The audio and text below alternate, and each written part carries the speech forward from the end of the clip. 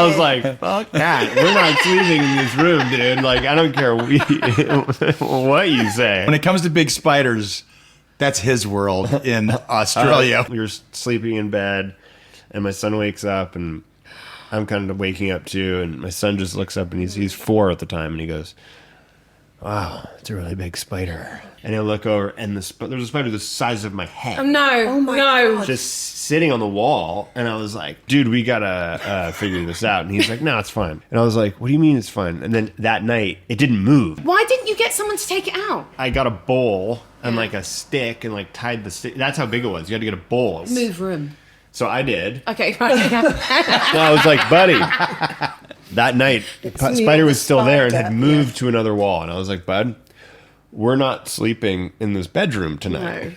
And he's like, "No, I want to sleep in this bed." And I'm like, "We're sleeping downstairs. This isn't going to work." And he's like, "You can sleep downstairs." And I was like, "So you're going to sleep up here alone with the spider?"